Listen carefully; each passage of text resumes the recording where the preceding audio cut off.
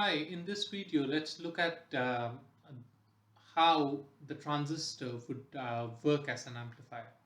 Now, for the transistor to work as an amplifier, the transistor needs to be working in the active mode. Okay, so in the active mode, you can uh, and and to use the transistor as an amplifier, let's assume that you have an input as shown here. So I have divided the VBE, the voltage that is given to the base, into two parts. One is a DC component, which is VBE, capital V, capital B, capital E. And then another is small v, small b, small e, which is the AC component of the signal.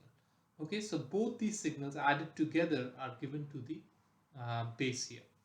Now let's see how this circuit operates then. So let's say this voltage is VBE.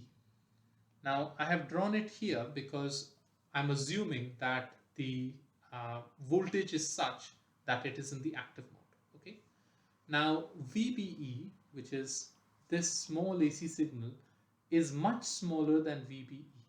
Okay.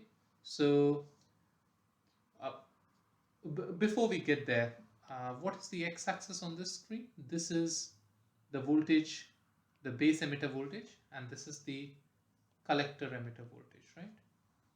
And so corresponding to this base emitter voltage, what is the collector emitter voltage that you get? You get the voltage at this point. Okay, so that is the voltage that you get. Let's me call it uh, just to distinguish it from this VB. What I'm going to do is I'm just going to call it VB. Okay, and at that particular VB I have a voltage of VC. Now because you have also added a small AC signal, what is the signal going to look like? It's going to go a little bit around this VB. It's going to go a little bit less than VB, and then it's going to get a little bit above VB, and so on and so forth. So let's draw that. So here's what I'm saying. So if you draw it like this, the signal that you have, your VBE, is going to look something like this, isn't it? So the your VBE is going, the small AC signal is going to be centered around this DC value.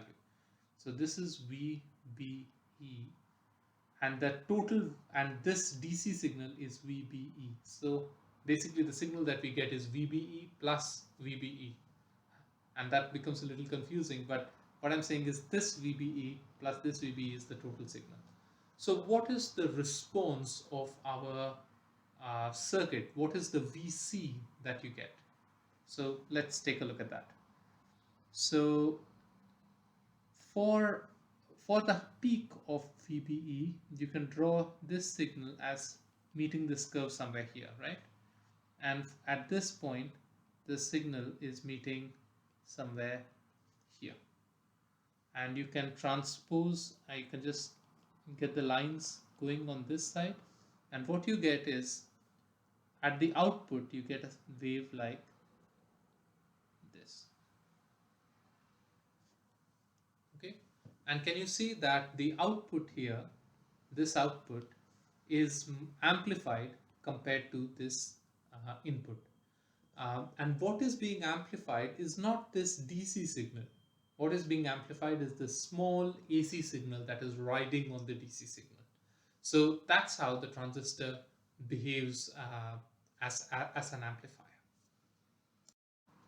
The basic reason why you get amplification is because the slope of this curve here is very high, right?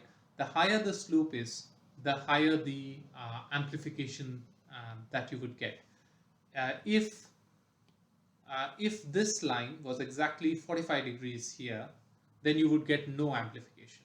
And if this line is like 90 degrees or almost 90 degrees, then you get almost an infinite amplification, because a very small change would increase the value in the y-axis by a huge amount.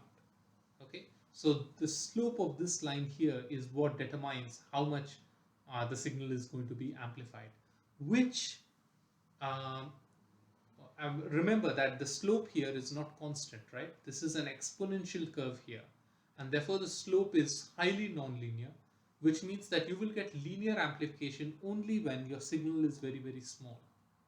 So the transistor acts as an amplifier for signals that are very small. Otherwise, you get a kind of a very non-linear kind of an